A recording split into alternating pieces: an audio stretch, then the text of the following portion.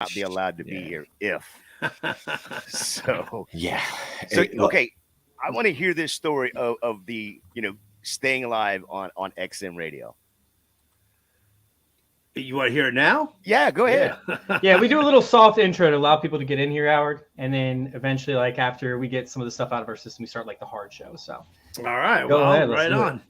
So yeah, there have been times where they've turned around and they have not brought us to break, electronically. And I remember we took a call, and the guy who was asking the question was just, it took him forever to get the question out. It was easily one of the dumbest questions. It was like it ranked right up there with who do I take with the number 4 pick. It was that dumb of a question. And we went to break. We answered his question. We went to break, came back, and I was like, who the fuck put that guy through? What a fucking moron. Because I'm not allowed to curse on air at SiriusXM because we're considered family friendly. But man, I just went off and just Twitter just lit it up. They were just, I actually have a follower whose screen name is "I hate your callers." So he was like the only one who was like, "Dude, that was the best thing I've ever heard in my life." Oh, that is hilarious. Look, that is do hilarious. you guys get fined for like cursing on air? Is it just do they not have the same regulations on SiriusXM? No, we don't get fined for it. It's frowned upon, seriously frowned upon. So, listen, I've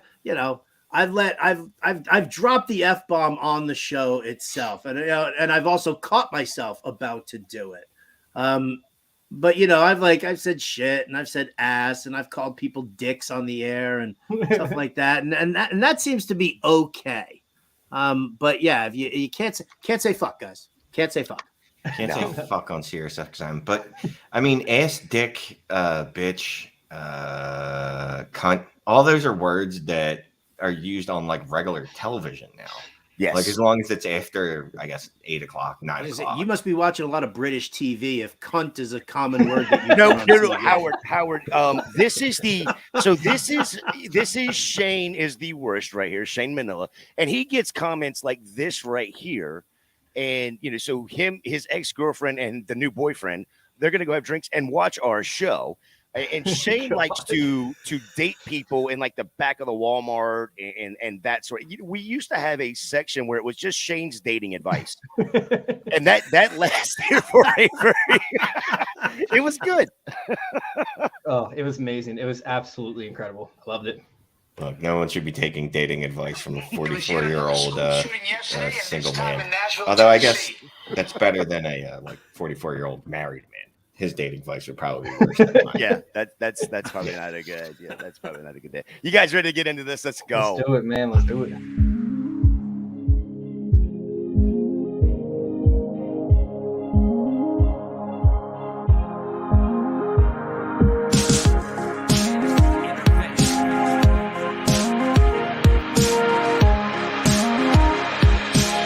This is Fantasy Intervention.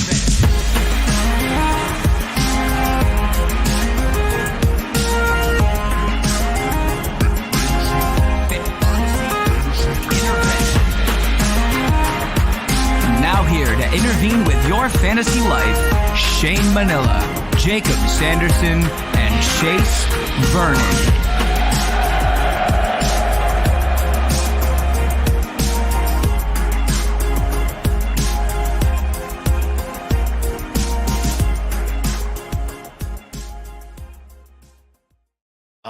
Yes. Welcome back in, everyone, to Fantasy Intervention. I am your host, Jay. You can follow me at FantasyJ77 over there on Twitter.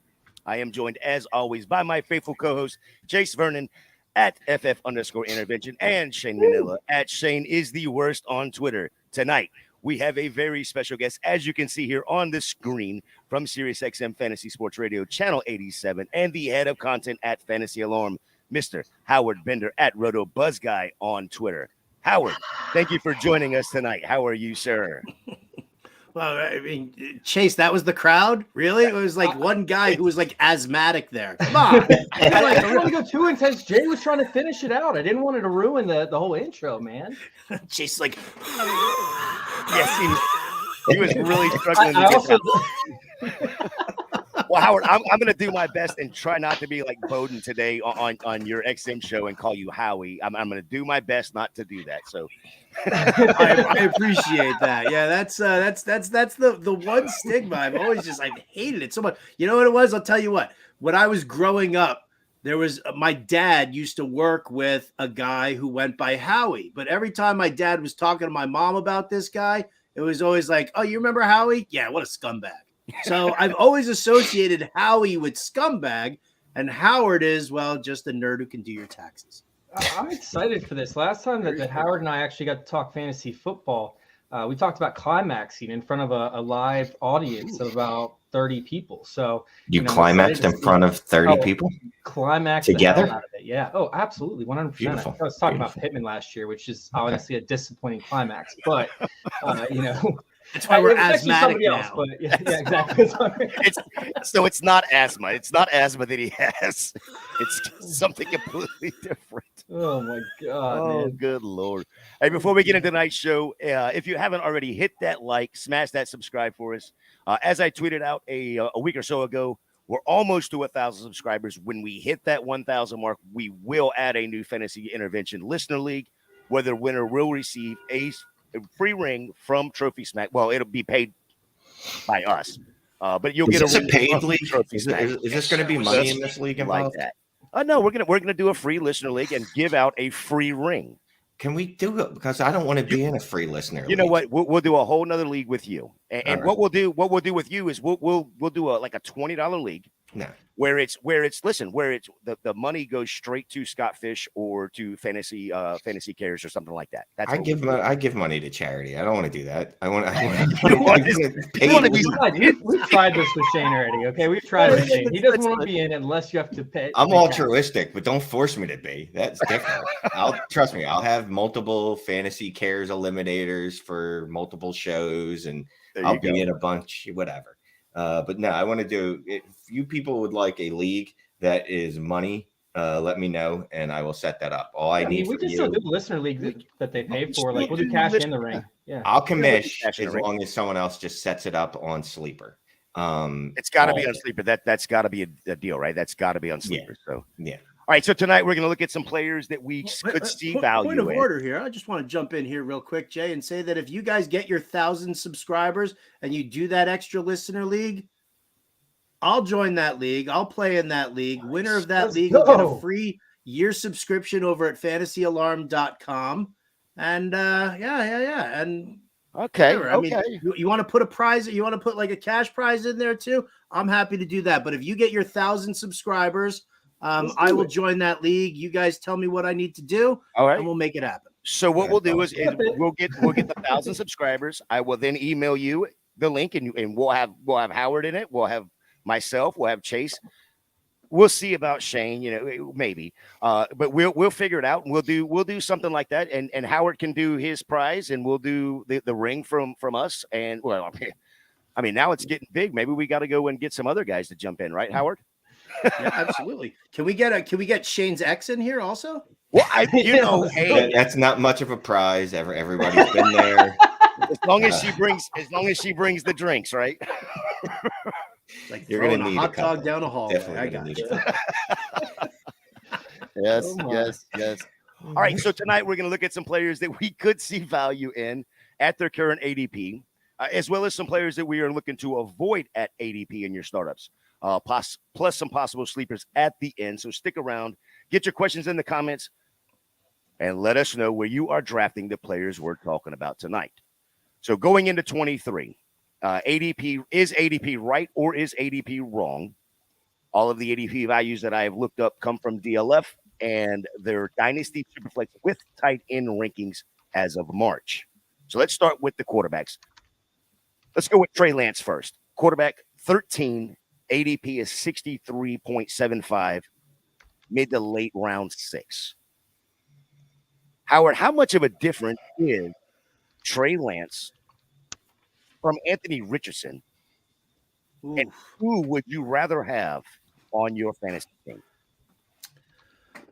I mean, probably the easiest lean would be Lance. However, then I saw the news today that Kyle Shanahan said that Lance and Sam Darnold are going to split first team reps. throughout the offseason. I know, Shane, I felt the exact same way. The problem that I have, though, is that, is that just Kyle Shanahan saying we're not just going to give the job back to Trey Lance because Brock Purdy's elbow's all messed up? Or is he kind of hedging, thinking maybe Trey Lance isn't going to be ready in time for the start of the season? So now I got to bet with Bowden here as to who the starting quarterback for the Niners is going to be week 1. And I'm going to take Sam Darnold. I think I'll probably still take Lance over Anthony Richardson, though. I mean, listen, Richardson, there's a lot of hype. There's a lot of buzz. He had a great combine. But anybody who watched him play college, we know that he's got accuracy issues. His mechanics can be considered suspect at times. And he's made some really lousy decisions on the field. So while he's incredibly athletic, we've seen athletic guys come into the NFL and just get destroyed because of the competition that they're going up against. So I'll still lean Lance even at this ADP, but I really don't like it. Shane, you got anything to add to this? I see that face and that grimace. Well, no, because I actually did rankings. I hate rankings. Like, it's one of the most torturous things in the world to me. Because I'm a tinker, so I can't stop moving. And I'm like, oh, and I'm looking where I have Trey Lance ranked in quarterbacks because I had to do it for a DLF article. And I have him at QB 19. So I'm probably taking the upside of Richardson, but really hoping that I can just trade whatever pick, the rookie pick, while it's on the board and sell someone else on Anthony Richardson, because I don't want to have to draft him. So neither. Can I do neither? Yeah, you can go take Brock Purdy for all I care. I would not do that. No, but yeah, so I have him below Kenny Pickett at this point, which is it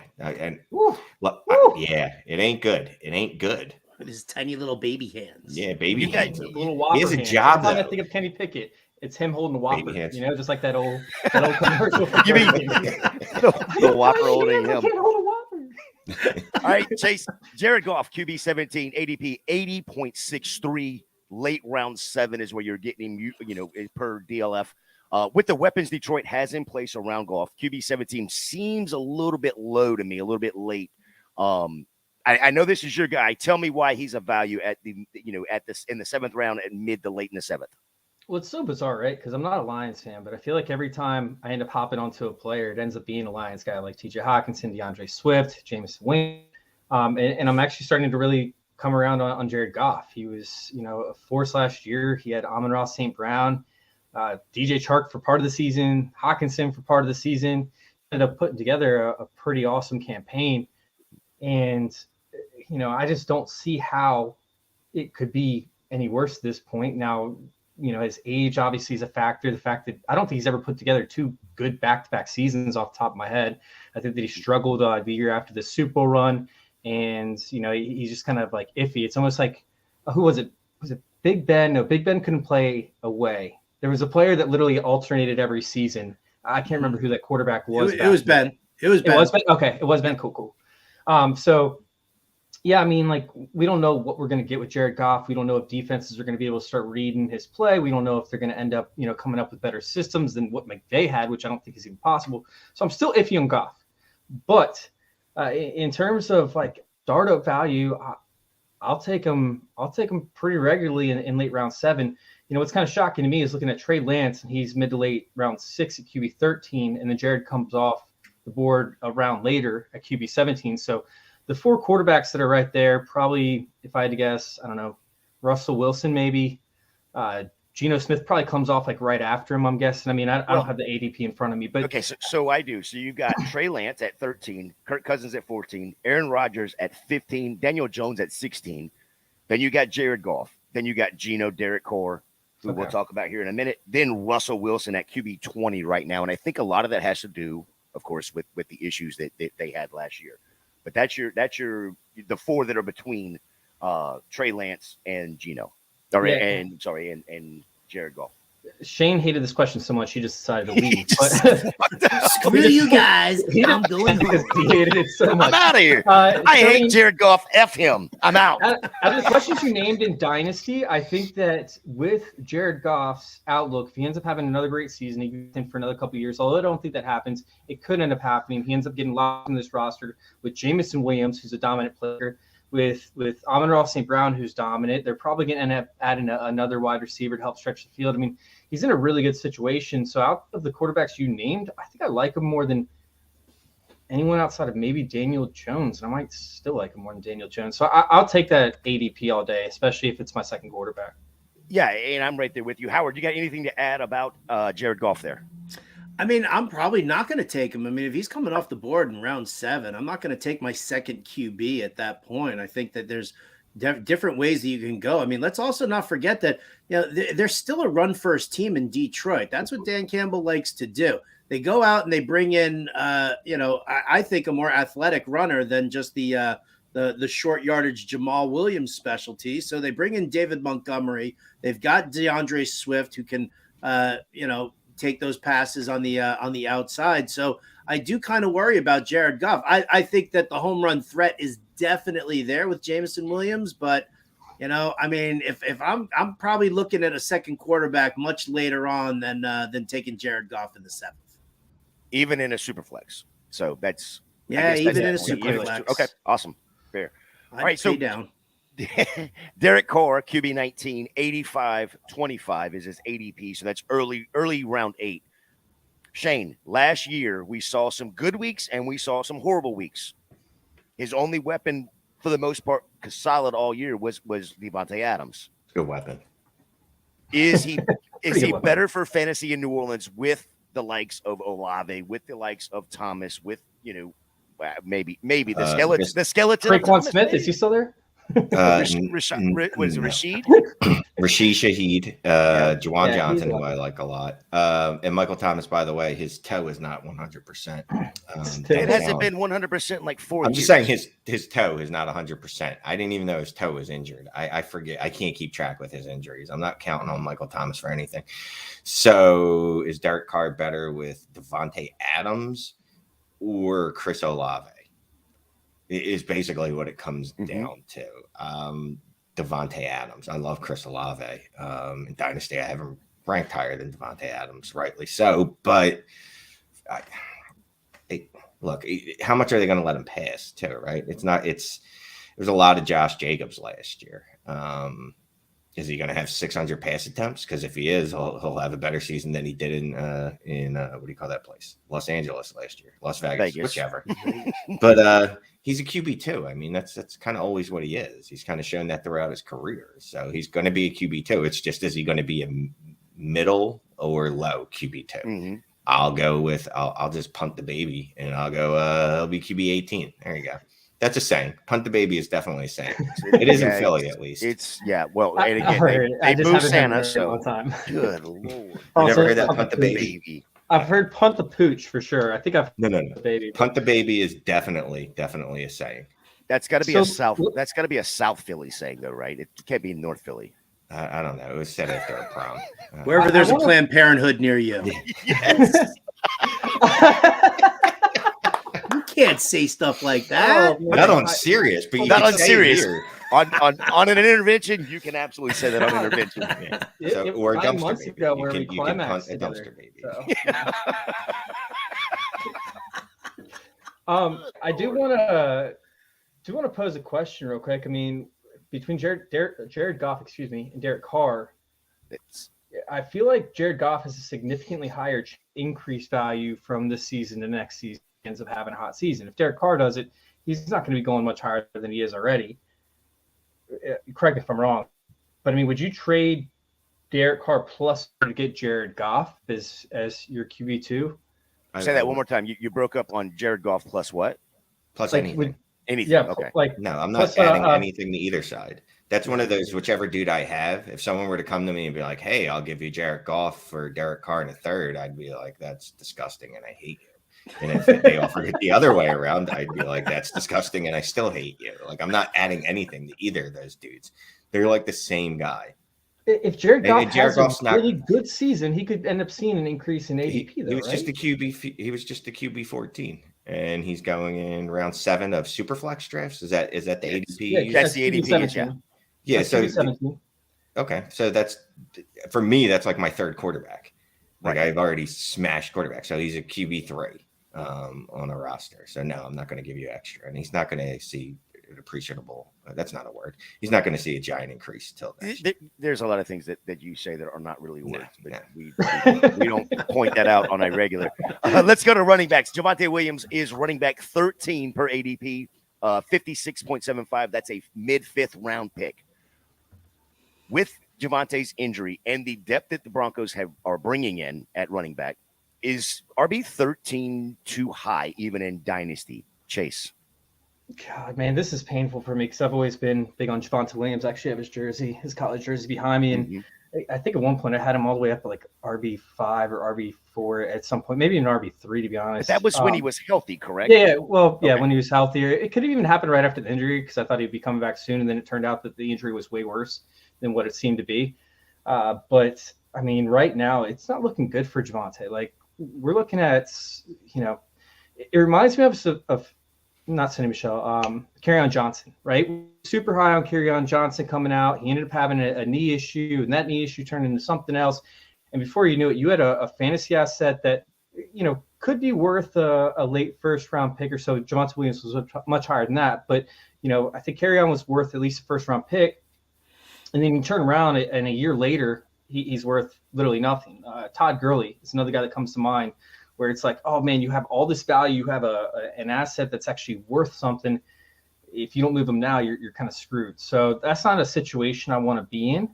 And right now, people that believe in Javonte Williams and kept him through the injury without moving on to another, they're holding on because like that's what they have to believe in, right? So they're super high on him. So, like right now, I can't take Javonte Williams that early, like currently. Like even if he ends up coming back, I can't see where you actually gain value from him because there will always be that fear. And with P. Ryan there, with them potentially adding another running back in the draft, the committee approach that could end up being used, I just don't know how Javonte Williams can gain value from this time to this time next year. I just don't see it. Howard, anything to add to that?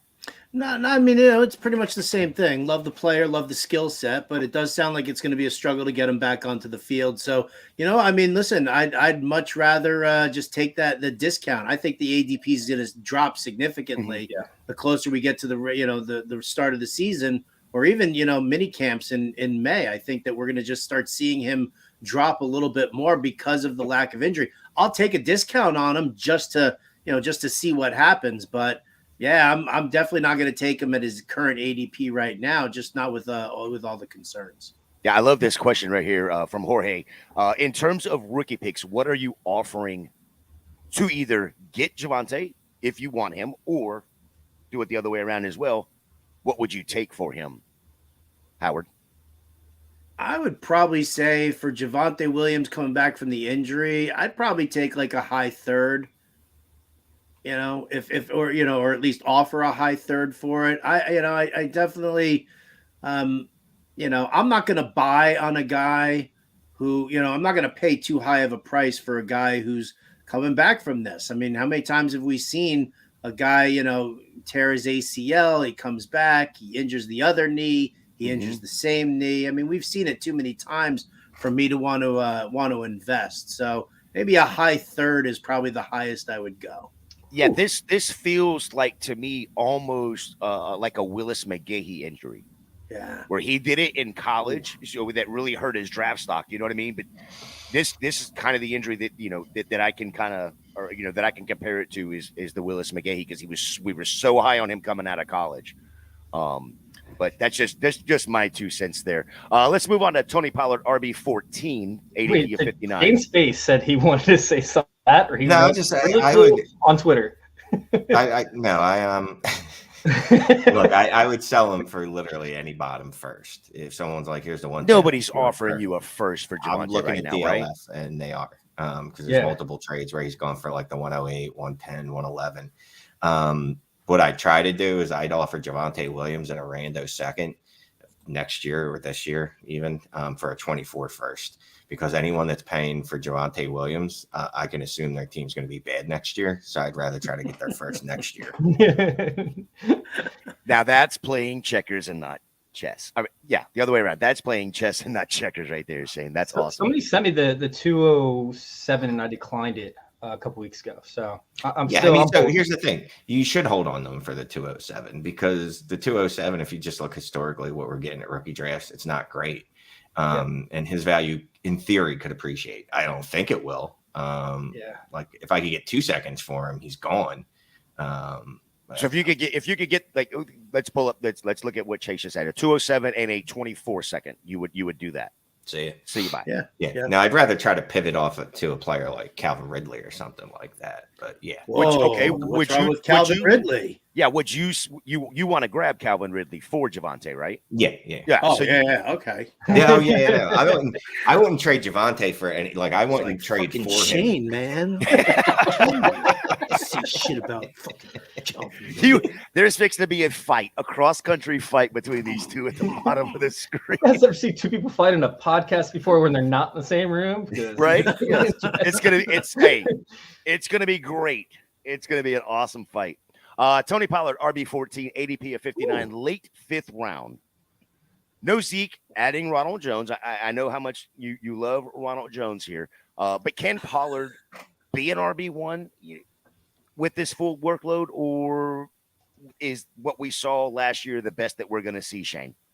I mean, he was the RB8 last year. Overall, yeah. Yeah, so I don't think we want him to have a full workload. I go back to, was it Lamar Miller, right? When he was with the Dolphins, I remember thinking, wow, if this guy had more touches, how awesome would he be? And then he went to the Texans and he got more touches, and I went, this guy is brutal. Why do they give him so many touches? Like, there's some people that are good in small doses. I'm selling Tony Pollard only because I'm frightened that Jerry Jones is going to ether him and draft Bijan Robinson. Like, that feels like a Jerry Jones move. Like, hey, we just got out of this giant, enormous running back contract that we didn't need. So how can we fix that? Let's go get another running back contract early in the draft. All right, Howard, I got a question for you right here. In a league where I am very in it to win it this year, have Jefferson, Chase, AJB, Waddle, and Pitts. Should I be shopping Lamar Jackson in fear that he doesn't play? There's no chance that Lamar Jackson doesn't play. I think what we're seeing right now is that Lamar Jackson's overplayed his hand, and I think he's already backed off his stance of trade me, because he's still negotiating behind the scenes with the Ravens right now, because what we're seeing in the NFL, and we've actually talked about this on the Fantasy Alarm Show, is the fact that you can't prove collusion, but every owner right now or their GM is basically saying, I'm out on Lamar Jackson, and they're all giving like a variety of different reasons. I don't want to guarantee money. I don't think he's going to age well. Whatever the case may be, everybody's still pissed off that Cleveland gave Deshaun Watson such a huge guaranteed contract. And that's what Lamar Jackson wants. He's not going to get it. And as every team tells him more and more that it's not going to happen, it's going to hurt him in the negotiations with the Ravens. But I think he's playing next year. And if you're in it to win it, I would stick with Lamar Jackson. I think he's fine. I think he's got probably another like 2 or 3 good years before, we're just like where we've completely moved on from him. So I'd stick around, because if you're trading him when he's unsigned by anybody, you're never going to get that full value for him anyway. Yeah, that's exactly what I was going to bring up, is holding on to him up until, I think it's 2 days. So I was reading the other day how if you end up getting tagged with the non-exclusive and somebody ends up making an offer on it, if it's 2 days prior to the draft, then those 2 first-round picks end up becoming 2024 and 2025. So regardless of what team it is, they obviously think they're going to be better with Lamar Jackson. So that to be a 2024 and a 2025 pick, and they want to try and add, rookie assets right there. So I think right now a lot of teams are coming up with all these excuses and saying, no, we don't want them. When we could see, and I'm not saying it's definitely going to happen, it's just a potential to happen where we see a couple teams end up putting in an offer form within 2 days of the NFL draft. So that way, like I said, those picks end up moving back. So people are coming up with excuses right now. People are saying, I don't want him. But, I mean, this guy is a generational talent who, should be, at least revered as an MVP of the league already. Sure, he ended up not winning the playoff games that he's played in. I don't think, maybe he's won one by now. But I don't see how teams aren't chomping at the bid for him. And I think the teams are playing like they're not because they want to wait until they get closer to the draft. I think the Colts are actually a potential team to make an offer within 2 days. And, that way they get to keep their number 4 overall pick. And then they also get to add an asset there or move back. They could be a prime candidate, move back. Remember, the Ravens can actually just match the contract. Like, they're not stupid. It's not like they're going to be shocked. Like, what do you mean these are 24 and 25 picks? Well, why you want to? Like, they're going to know. Why are you want to? Yeah, they're going to go. Let's see. They're going to go see. The Colts just signed Lamar Jackson, and they have the 104. What do you think their 24 first is going to look like? I'd say 20s, and their 25th, 25 first might be lower than that. Yeah. No. Is that an That's what I'm Eli? saying. So if worst versus they end up matching, the Colts end up drafting Levis. So. Either way, Howard is spot on. He's playing, and I don't care where he's playing. He's playing somewhere. And you're spot on. He's generational. I don't care where he plays. He could play on any roster in the NFL, and he's going to be a QB1, a top 5 elite QB1, one of those dudes that puts up crooked numbers on a week and drop 45 points on you. Not a lot of quarterbacks can do that. There's like 7 of them that can do it, and he's one of them. So no, you're not moving him. He's still a top 7 quarterback, no matter where he plays, with the rushing upside and everything else. All right, so I got one more question right here, and I want to go to Shane with this because he is the resident Eagles fan. Noticing Trey Sermon is number 1 trending on the sleeper at. Should I stash him? I could drop Julio Jones. You should drop Julio Jones, by the way, or Benjamin. And do not let Chase answer this question about Benjamin because Benjamin is like his guy. Is Trey Sermon's worth stashing? Yeah, the Eagles kept him on the active roster all last year, so he couldn't get poached off the practice squad. Nick Sirianni just was raving at him at the owners. What do you call that thing? The owners meetings in Arizona. Whatever. He's a running back and he's a body that's on a roster.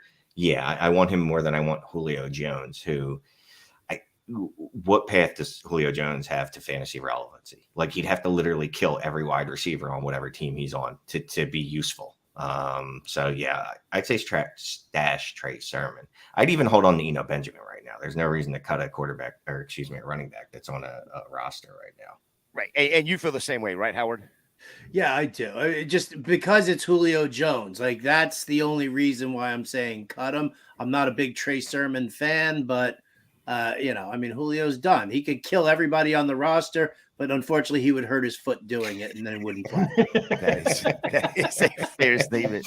True. Well, before we get any further, Chase, let the good people know what we have for our sponsorships. Oh, man. So I don't know if you guys have seen our shows or checked out Trophy Smack, but this company, Trophy Smack, TrophySmack.com, has actually came out with a new product, right? And they've done trophies, they've done championship belts you can customize, they've done champ chains that you can customize. However, they have this new product called Wall Smack. That's right, Wall Smack. And what it is customized wall art that you can print whatever you would like onto this. They use a magnetic mounting system that actually allows you to put on the wall and shot whatever images you would like using the magnets.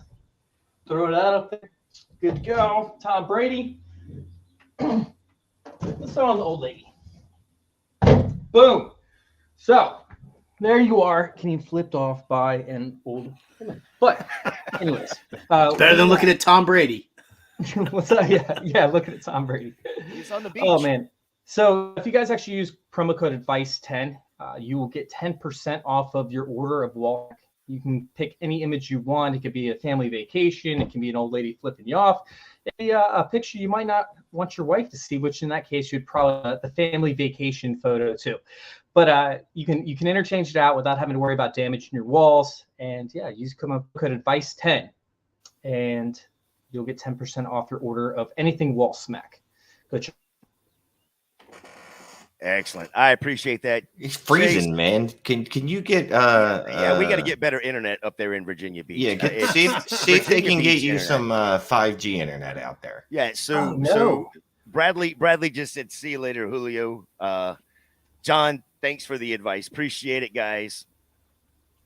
All right, so I want to skip over a couple of the running backs that I had on there. I want to jump over to Jameson Williams, wide receiver, Detroit, wide receiver 25, ADP of 57.88, late 5th round. Did we just forget about how good this guy was? But his injury at the end of his college career, is that what's holding him back, or is there something else that I am missing? And I guess other people are seeing. Well, it could be the fact that he averaged. I'm not great with math. So he played 4 games or 3 games. He averaged 1.3 targets per game last year, which is low. That's low. I don't know what that actually works out to, but that's a low percentage. Look, here's the history on rookie wide receivers. Generally, if they don't produce, regardless of whatever excuse you want to give them, he only played a couple games. He only played a few games. Generally, when they do not produce as rookies, they do not go on to produce as an NFL asset or a fantasy asset. So I always bet against them. I could be wrong, but I wasn't especially keen on him coming out of college anyway. He only had the 1 season. And look, yes, he had to. I've talked about, he had to leave Ohio State because, he couldn't get targets there. Just, I was a little concerned about him anyway, and he feels more like a Batman than a Robin more than a Batman with Amon-Ra St. Brown there. Chase? Perfect time to use that Shane, you ignorant slut comment, right? Yeah. Oh, it's great. It's Perfect great time for it. So first off, Jameson Williams was absolutely dominant in the time that he was actually on the field. Sure, he only averaged 1.3 targets per game, but he only ran 37 routes over the course of that 6 weeks, only 6 routes per game. And that wasn't because he was entirely hurt. It's because Dan Campbell compared him to a candy bar in a desert. Now, what that means, I don't think anybody actually knows. I mean, the media dissected and what he was saying, but he's I think it pretty much means he's the cherry on top for at least last year, right? He's a luxury that they had. He was somebody that they could utilize when they wanted a big play, but they kept him off the field, not because he wasn't good, not because he wasn't better than DJ Chark or any one of their receivers. It was because they had the luxury to do that. They ended up taking him, I believe, with the 12th overall pick, which people are like, why are you taking an injured player with the 12th overall pick who won't be able to see the field? And it's because the Lions are doing things the way that should be done with an organization like this, where they are worried more about their future, 2023, 2024, and putting an entire team field versus, a team that's trying to sell jerseys and trying to get as much publicity to their star wide receiver as possible. Jameson Williams last year played because Jameson Williams did not play because he was talented. He didn't play because they want. They're biting kneecaps though. They're biting kneecaps. So there's the problem. I don't even like your argument, and I can't hear most of it because your internet keeps cutting out. Yeah, I still don't so like crazy. Why is it doing that? I never have this issue. So, Howard, I want to send this next one to you. Deontay Johnson, wide receiver 27, 62.5, early round 6, 882 yards, 0 TDs last year. That can't repeat itself, right? I mean, okay, small hand, skinny picket, I get it, whatever. But is that the only reason he has slid from what we thought to be a wide receiver 1, wide receiver 2, all the way down to that mid wide receiver 3 range? It's amazing how people don't understand the randomness or the luck of touchdowns at times. I mean, listen, if you got a guy who's just going to hammer it in from, 2 yards out and get a guy like that as a running back, then you know what you're expecting there. But I mean, look at what happened to Miles Sanders' draft stock last year because he had no touchdowns the year before and nobody took him. I was like, are you nuts? Are you crazy? You can't not take a guy because he didn't score any touchdowns. So I actually, you've got the ADP listed here at 62.5 for like a round 6 pick for Deontay Johnson. I kind of feel like that, like that. If you're in an industry league or you're in a league with people who actually like know what they're doing, that's where his ADP is. But if you look at a just like your generic home league, Bob from accounting just called you up and said, I'm putting together a league for everybody in the office and let's do that. Deontay Johnson's stock will drop even more simply because of no touchdown. So I am 100% in on Deontay Johnson. I will take him at a discounted rate. I don't think he's going to go off in the 6th round like that. So yeah, I'm in on that. And if I could just kind of chime in on the Jameson Williams absolutely talk there and say that, we might not have been able to hear Shane or understand, not Shane, Chase, what he was saying. But I definitely dig what he was saying. I do agree with him that Detroit did play it properly with Jameson Williams. Kid gets mad separation. I like the way he plays the game. And I think even in press man coverage, especially in press man coverage, I think he can be physical enough to break away from the corner. So I'm in on him. If I can have Jameson Williams and Deontay Johnson as 2 of my wide receivers on my fantasy team, yeah, it's another one of these rings, courtesy of Trophy Smack. There you go, baby. Shane, anything to add about Deontay Johnson? Look, I love Deontay Johnson. People hated Deontay Johnson and were looking for a reason to fade him. And last year's their reason. So I'll buy the dip. I want him on any team I can have. Like the dude's at worst a high-end wide receiver too. So. All right, I want to skip over the next guy that I had on there. I'm going to go to Elijah Moore, wide receiver 41, ADP of 91.13, mid-8th rounder. So he's ranked as a mid wide receiver 3. Do you believe he can or will return to that high-end wide receiver 2 range with Watson as his quarterback in Cleveland? Let's go with you, Shane, right away. Damn it. Dude, his rookie season was so good. At least that one stretch was. I'm gonna believe in him. I know I shouldn't because I've been burned in this exact situation before, where it's like, oh no, he's definitely gonna get better on this new team that he's on. But yeah, I'll buy. If I can get him for like a mid-second, I'll take the risk. Right on.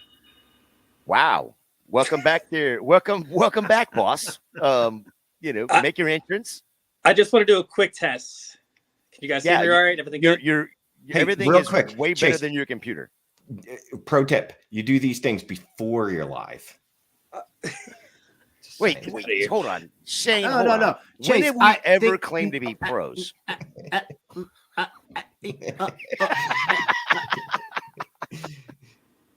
I love it. Howard, you froze.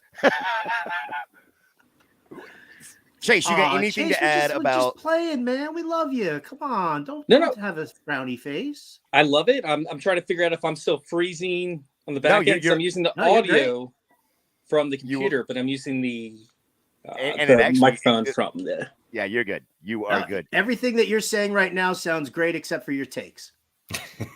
Sounds about right. That was in the show notes as well. If you've got something to say about Chase's takes, please let us know because he needs to know how bad his takes are. He doesn't know that yet. Garrett Wilson's value is through the roof. I have a pending trade for him. DJ Moore and the 201 for Garrett Wilson. Chase first. I'll go to somebody else real quick. All right, Howard. Damn, that's DJ Moore and the 201. But yeah, I'll take Garrett Wilson on that side of the deal. I mean, I can't say that Justin Fields is going to be this amazing passer right now. I mean, I know it's great that DJ Moore is over there, but DJ Moore was the only guy in town in Carolina, really, and he was being force-fed targets by a better passing quarterback. I mean, say what you want, but Fields is a better runner than he is a passer, and so when you're also dealing with favorite weapons like Cole Kmet. Darnell Mooney is actually one of the more underrated guys, even though he didn't have the greatest of seasons. So yeah, I mean, I would probably make that deal, get Garrett Wilson. He's going to have, Aaron Rodgers throwing him the ball. So, I mean, I might as well jump in on that. I hate Aaron Rodgers, and I'm a Jets fan, so it kills me that he's there. But I would still want to go with Garrett Wilson in this deal. Shane, I know how you and Shane will be over on Trades in 5 in about 30 minutes or so.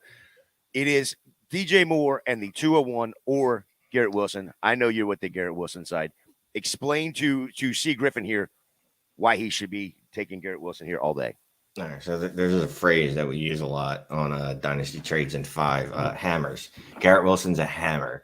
DJ Moore, he's like a little mallet. Like, they're going to chip away at you. Garrett Wilson's upside right now is wide receiver 1. Like, not the wide receiver 1, but top 5, top 6. I mean, that's where I have him in Dynasty. And yeah, I go nuts when a rookie wide receiver pops like he did, because he popped insane. Him and Chris Olave, too. So if you can make the same deal for Chris Olave, go do it. DJ Moore's fine. He's a wide receiver, too. You're looking for impact players. I know the value. You put this in a calculator, the calculator is going to be like, yep, that 201 side and DJ Moore side, it has more points or more widgets, whatever their system uses. But no, give me Garrett Wilson, unless it's like start 13. Maybe. I was just fixing to say, I think I am 100% on the Wilson side. It all depends truly on what is the roster construction. If it's a start 13, you need the bodies, right? More than you need the hammer. So with you there. Real quick, Chase, do you have anything to add about Elijah Moore can he be the wide receiver 2 or back into the wide receiver 2 in Cleveland with Deshaun Watson as his quarterback? Yeah, I don't see him being a wide receiver 2. I mean, we were high on him at one point. Well, most of us were high on him, I should say, at one point a couple seasons ago. But at this point, him getting traded for Penny Shoe, the market value on him. I mean, Donovan Peoples-Jones started himself as the wide receiver 2 over there for the Browns. I don't think that's going to change. So much the Browns run the ball, I don't want anything to do with Elijah Moore. All right, so I want to skip over to tight ends. I want to ask, I have 2 of them on here. I got Darren Waller, Dalton Schultz. They're both right about the same ADP area. Darren Waller, tight end 8, ADP of 107. That's late round 9. If he stays healthy, I think he can still be a top 3 tight end, especially in this New York Giants offense. Is it just the injuries over the last 2 years that has hurt his ADP, Howard? I don't think it's necessarily the injuries that have done it, but Waller had that one explosive season, and then he's kind of tapered off.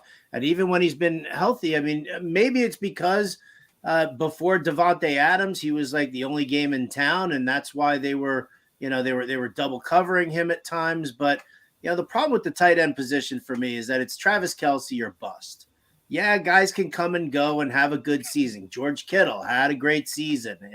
Darren Waller had a great season, but these guys are nowhere near Kelce's level, and they're nowhere near like that quality of tight end. So, if I'm looking at Darren Waller and he's like a 9th round pick, yeah, I'm fine with that. I'm just not going to reach. Like I still think Kelce is a first round or late first round pick that I'll target and that I'll go after. But if I don't grab Travis Kelce, I'll definitely wait until rounds 9 or 10.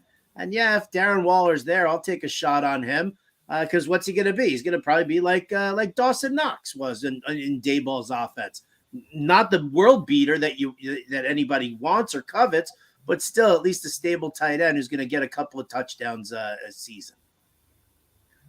Chase, you ready to go on this, or you're not froze no more? It looks like you're moving pretty good over there. I should be good. Let me know. I'll keep an eye on that bar over there. Stand up and start dancing. It's showing I'm getting everything right. I don't know why it's doing it. Let me see your gritty and see if you freeze in the middle of the gritty. I don't know if you will. I don't know if you're not going to do the gritty. Shane, Waller, McBride, or Cade Otton as a tight end. I mean, look, it's Dynasty. I like McBride. I guess I could be talked into Waller. He should be the primary pass catcher there, right? I guess. Right. I don't know. Look, it feels like this is one of those like okie doke moves where we fall for it. We're like, no, he's healthy now and he's on a new team.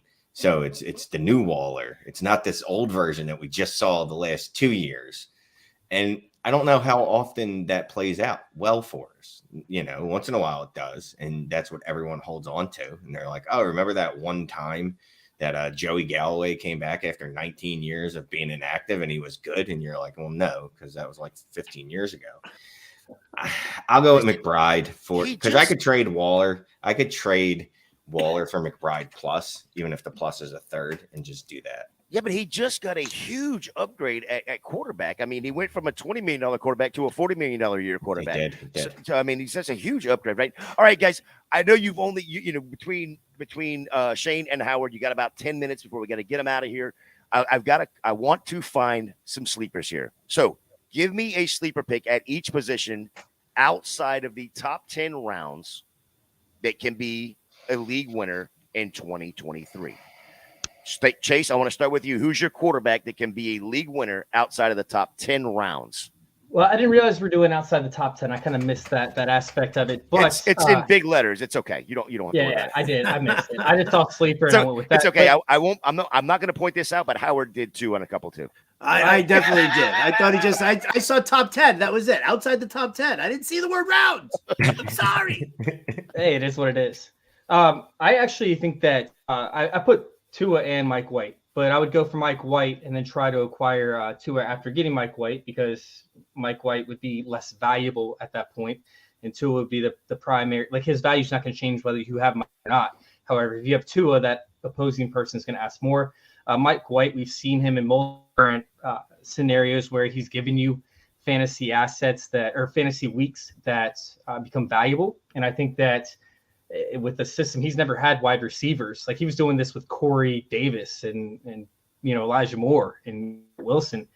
So now he has Tyreek Hill and of course Waddle. If anything happens to Tua, right? If he ends up getting another concussion, like anything happens, like that's a guy that could actually win you fantasy leagues if he's able to go in and play, let's just say 8 games at the tail end of your season. Like if that's your starting quarterback at the tail end of your season with weapons, that's a league winning quarterback. I would take Mike White and try to acquire him now in dynasty leagues. Howard, who's your quarterback outside the top 10 that can be a league winner in 2023? I was just typing in, looking for the DLF ADP. I believe, honestly, the one you have is outside of the top 10. Really? Top 10 rounds. He's not. He's at 75, so he's going to be. Just let it roll. Just go with the one you have. I want to hear why Daniel Jones is going to be a league winner. I mean, listen, I love the growth that we saw. I love the step forward that he took in Brian Daboll's offense. He had a nice supportive ground game. I think if they can grab him some decent receiving weapons, I definitely think that Daniel Jones definitely does take that next step. He adds the rushing yard upside that everybody covets in fantasy. So if you give him a couple of more passing weapons, he's already got Barkley in that backfield. So I've got confidence in Brian Daboll, and that's not just because I want a buttload of money off him as coach of the year this year. Yeah, I truly believe they're fixing to add another weapon, if not 2, in this draft to help. Howard, I was telling Jay before the show. Well. I was telling Jay before the show that you took 3 out of my 4 guys that I did not type into the show sheet prior to. So, that sucks for me. But I came in thinking I was going to take Daniel Jones along with 2 out of your 3 other guys. So. Well, here's the benefit: is I sent it to Howard yesterday. I know.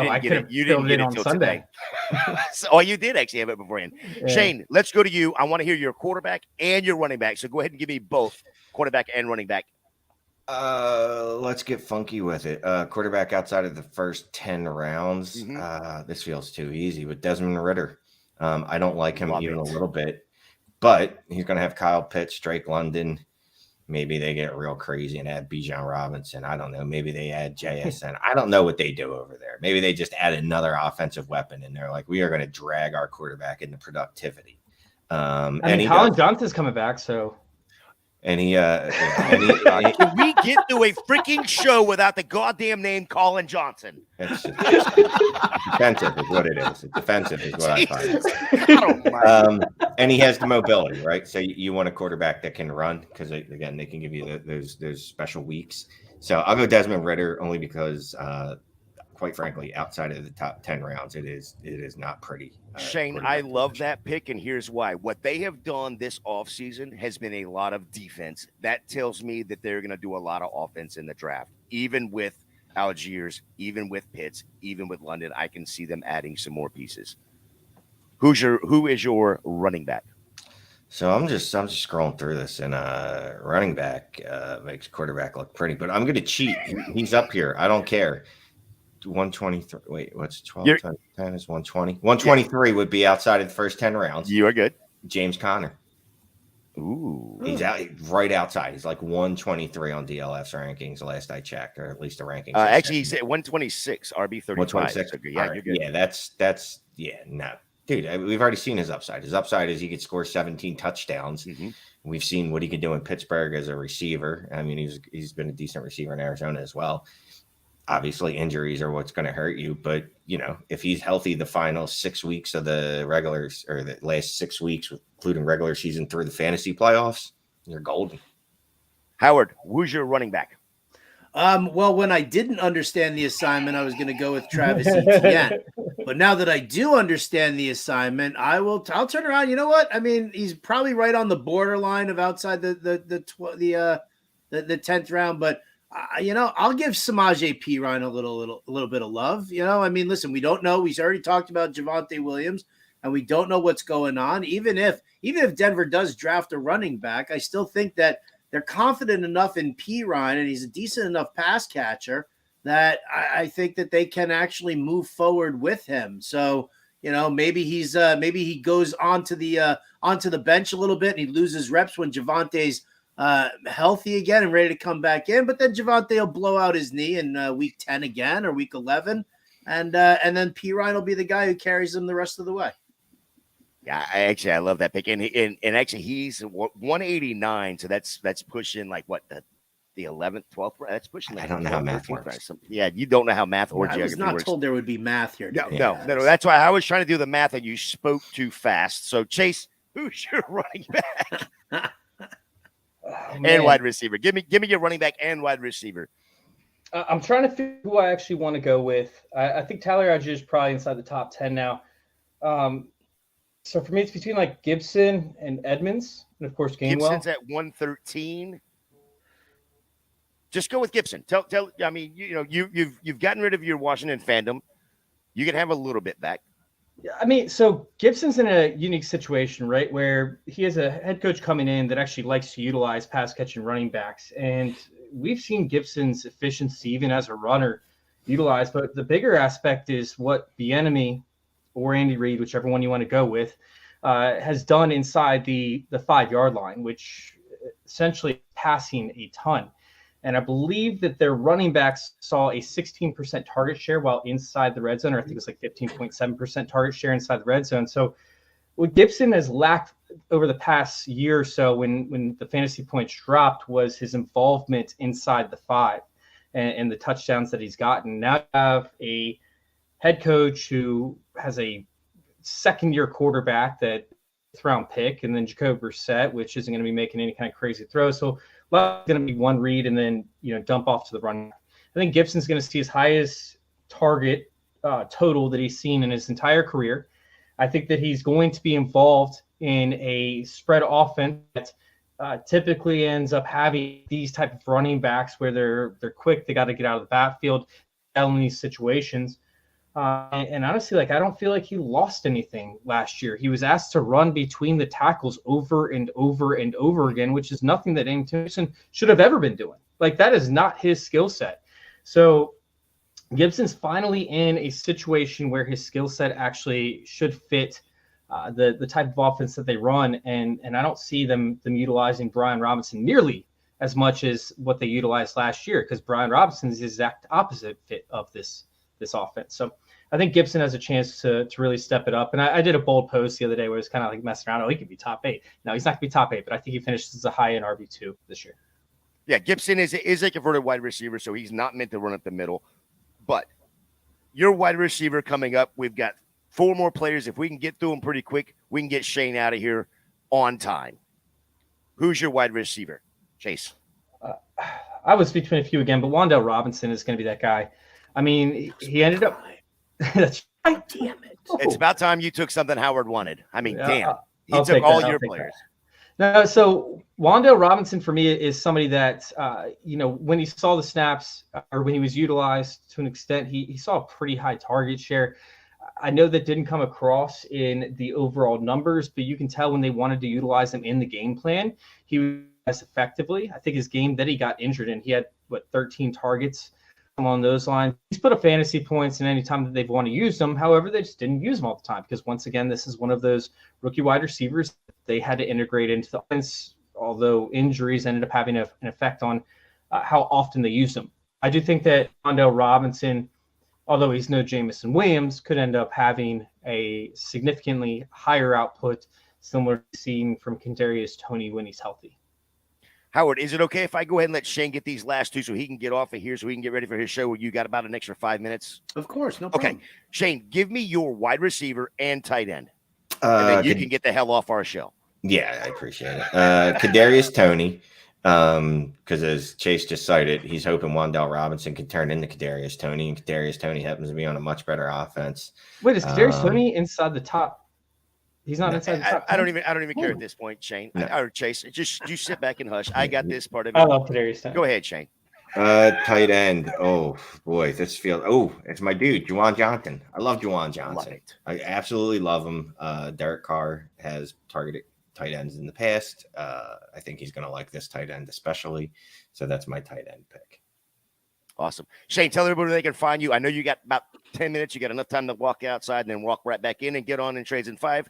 Hey, make sure you tell Clay. Make sure you tell Scott we said hi. Tell everybody where they can find you real quick. In 14 minutes, you can find me in Dynasty Trades in 5 live streaming for the next hour and however long the folks keep me. And then Dynasty Trades HQ podcast and writing for DLF. And I love everyone. Howard, really thank you for coming on, man. You were awesome. Thank God it wasn't just me and Chase this week. Jay's always awesome, but yeah, you really saved us from that. I appreciate it.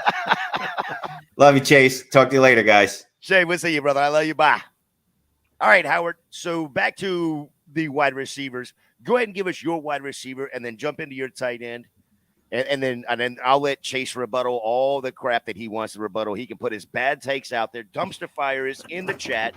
He posted on our YouTube that Chase has bad takes. He wants to play in a league with Chase because Chase takes who did you take? You took the running back over his wide receiver in our rookie mock. And I can't remember. You took the running back you took in the first round over Addison. He wants to play in every mock with you.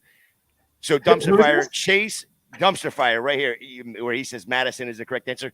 He is the one that commented on the Twitter post or on the YouTube about I want to play in this clown's mock or in his league. So I wanted to point him out because he was on the YouTube and I told him, I said, you got to give Chase hell. We're live tonight. He did jump in. So I wanted to point it out.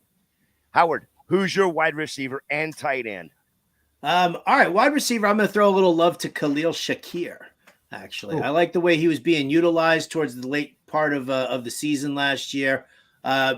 Great speed, can work out of the slot real nice, can stretch the field on the outside as well. I think Khalil Shakir is the guy who will be what everybody thought Gabe Davis was going to be this past year. So I'll lock into Khalil Shakir. And then for tight ends, man, what a shitbox of a position. It really is. I mean, if you want me to fish that deep, I mean, I might as well just say Big Irv Smith in Cincinnati, only because he's got that kind of size that maybe, just maybe, he gets utilized inside the red zone properly because, yes, Chase and Higgins and Boyd are the guys there, but we have seen, Joe Burrow try to utilize both his tight end and some of the depth wide receivers they have. But I mean, man, what a crap position to have to sit there and kind of pick and choose from this garbage heap. Yeah, I guess Irv Smith. Why not? I like the way you put in there, Greg Dulcich. Obviously, he might be going a little bit earlier than some, but I mean, yeah, Greg Dulcich. That's why I didn't say him. Right, but so we play a game. That was the guy I wanted.